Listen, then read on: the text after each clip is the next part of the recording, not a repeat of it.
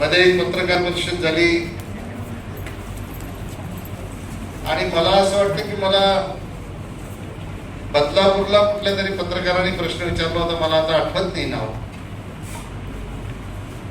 आणि लोकसभेचा निकाल लागून साधारणतः 1-1.5 महिना झाला असेल. तर मी त्याला उत्तर असं दिलं होतं की 1-1.5 महिन्यात कोणीच काम करू शकत नाही. कुणीही लोकप्रतिनिधी निवडून आल्यानंतर त्याला 1 वर्षाचा तरी कालावधी आपण दिला पाहिजे. आणि मग 1 वर्षाने आपण विचारू नेमकं काय केलं काय नाही. पण खऱ्या अर्थाने लोकप्रतिनिधी हा निवडून आला म्हणजेच लोकप्रतिनिधी होतो असं नाही. तर लोकप्रतिनिधीची नाळ ही जनतेशी बांधलेली असते. तो कुठल्या सत्तेवर असो, पदावर असो किंवा नसो, तशी माझी नाळ जनतेशी बांधलेली आहे. मी 4 जून नंतर आज आपण आता 30 जून 2025 मध्ये 4 जून 2024 नंतर 1 वर्ष आणि अजून काही कालावधी गेला. या 1 वर्षाच्या कालखंडामध्येही बरीच अशी कामं आपण या 1 वर्षात ही मंजूर केलेली आहे. काही कामांच्या मागण्या केलेल्या आहेत आणि निश्चितपणाने ती कामं ही मार्गी आपण लावू. पण ज्या काही जनतेला मागच्या 1 वर्षापासून अपेक्षा होत्या त्या जनतेचा भ्रमनिरास झालेला आहे. आणि म्हणून पत्रकार बंधूंनो, तुम्हालाही लक्षात आलं असेल की वर्षभराच्या कालखंडानंतर जेव्हा तुम्ही गेला असाल पत्रकार परिषदेला, तेव्हा मोदा पहाड निघला चुहा अशा प्रकारची परिस्थिती आपल्याला बघायला ऐकायला मिळालेली असेल.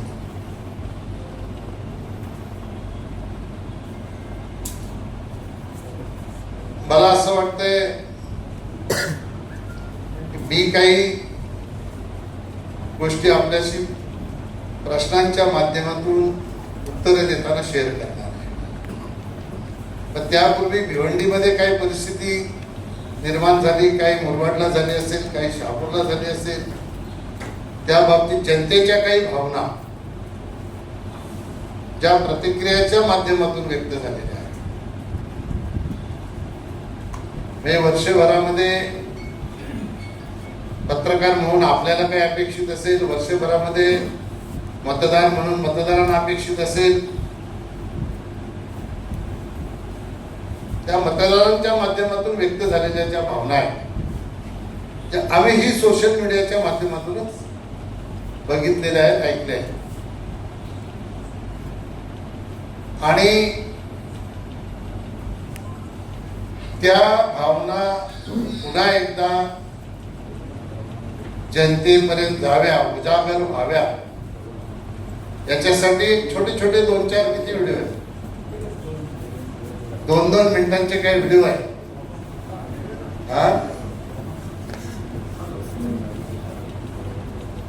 3 मिनिटाचा कॉमन आहे, हे आपल्या समोर सादर करायला मी सांगतो. त्याच्यानंतर आपल्या मनात काही प्रश्न असतील त्या प्रश्नांच्या उत्तराच्या माध्यमातून आपल्याला संवाद साधता येईल. काँक्रिटीकरणाची कामं झाली आणि आता सुरू आहे, तीही कामं आपण मंजूर केलेली आहेत आणि त्यांची कामं सुरू आहेत, ती पूर्णत्वात झाली. ठाणे भिवंडी बायपास रोडचं काम पूर्ण आहे. जसं आता नाशिक रोडचं जे 6पत्रीकरण आहे, ते गडकरी साहेबांची आपण ते नाशिकला कार्यक्रम असताना मी तिथे मागणी केली होती आणि गडकरी साहेबांनी तात्काळ त्याला संमती दिली होती. आता एक 7-8 दिवसापूर्वी माझं बोलणं झालं होतं नाशिकचे अधिकारी त्यांच्याशी, NHAIचे. त्यांनी सांगितलं की आता कुंभमेळ्याचं औचित्य साधून ते 6 लेन रस्त्याचं काम लवकरात लवकर आपण सुरू करणार आहोत.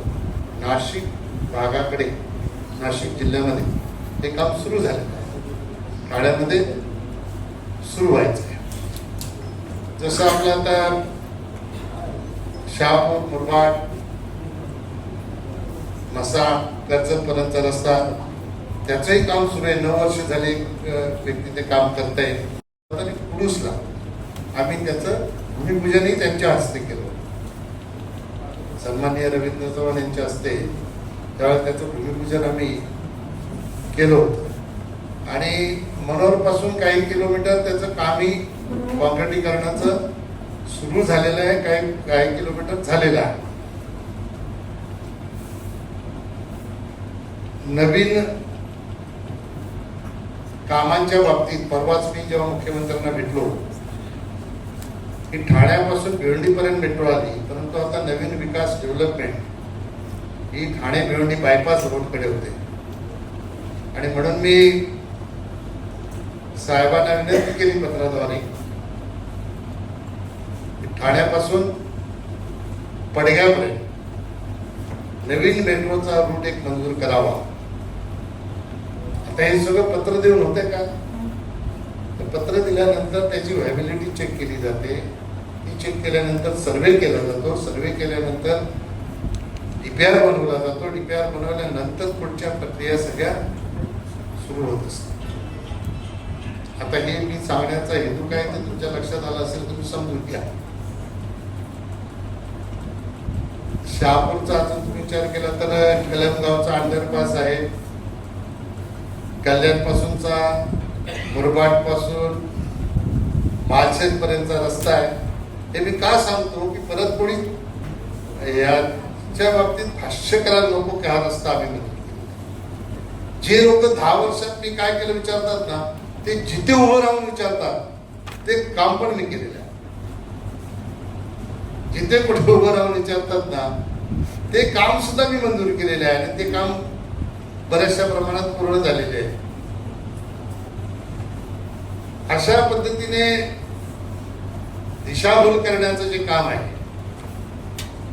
माझी आपल्याला सूचना आहे जे खरं आहे ते आपण लोकांसमोर नेण्याचं काम करावं.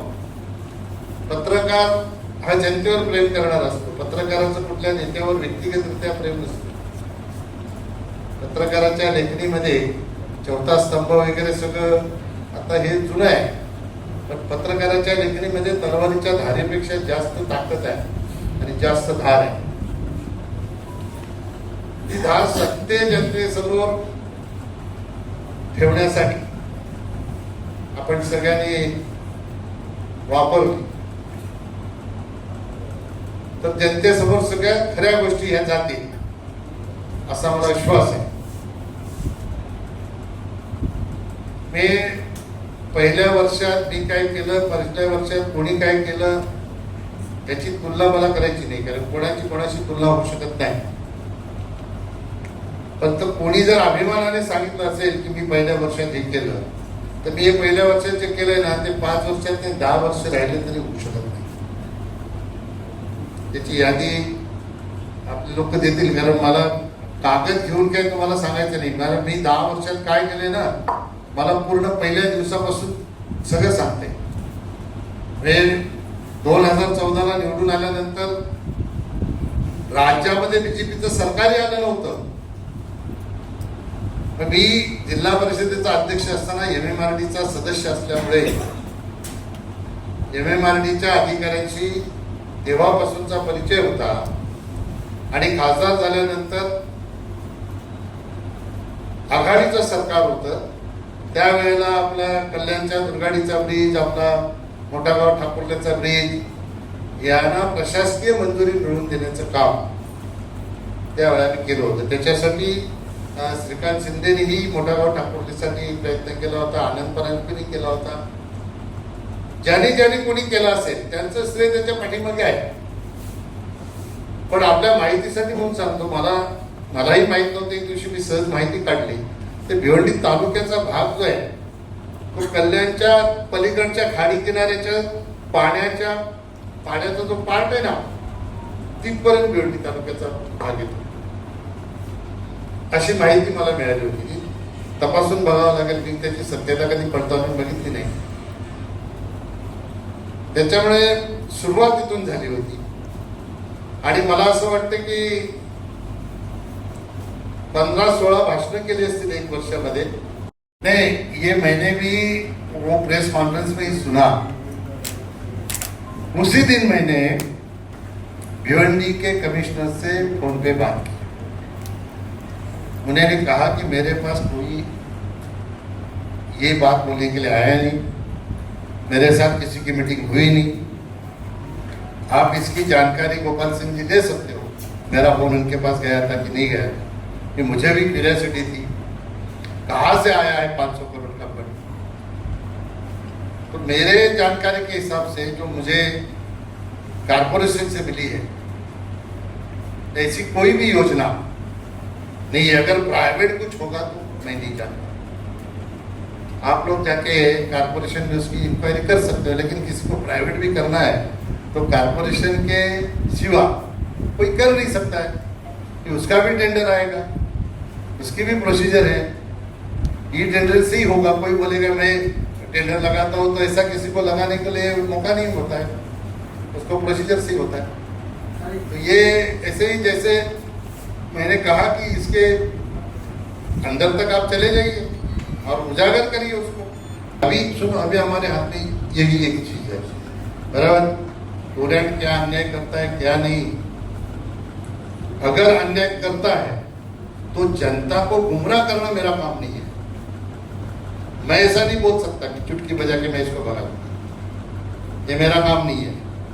मैं प्रशासन जानता हूं, इसलिए मैं ऐसा नहीं बोल सकता. लेकिन जिसके ऊपर अन्याय हुआ है वो अगर मेरे से कांटेक्ट करे तो उसके अन्याय को दूर करने का काम मैं निश्चित तौर पर करूँ और अन्याय होने नहीं दूंगा. भिवंडी की जनता ये चाहती है कि उनको बिजली कैसे तो किसी भी तरीके से सस्ती मिले, कि सरकार ये चीज कर सकती है. टोरेंट कंपनी को भगाना इतना जरूरी नहीं है, लेकिन उसकी बिजली सस्ती हो या देखो, इसमें दो बातें हैं. टेक्निकल बात ऐसी है कि टोरेंट कंपनी को फ्रेंचाइजी दी, टोरेंट कंपनी की फ्रेंचाइजी हटा के टोरेंट कंपनी को जिस तरह से मुंबई में बीएसटी देती है, अदानी देती है, इस तरह से अगर पूरा सप्लाई और प्रोडक्शन उनके जिम्मे में दिया तो ये रेट कम हो सकता है. लेकिन दूसरी बात है, महाराष्ट्र के मुख्यमंत्री जी ने कहा है कि अभी 26% धीरे धीरे धीरे धीरे 5 साल में इलेक्ट्रिक का बिल कम होगा. ये तो मुझे लगता है कि जब से महाराष्ट्र की स्थापना हुई है तब से लेकर आज तक ये कभी हुआ नहीं. ये अच्छी पहल है हमारे मुख्यमंत्री देवेंद्र फडणवीस जी, जो जनता के बारे में सोचते हैं. तो निश्चित तौर पर पूरे महाराष्ट्र की जनता को राहत मिलेगी तो भिवंडी को भी मिलेगी.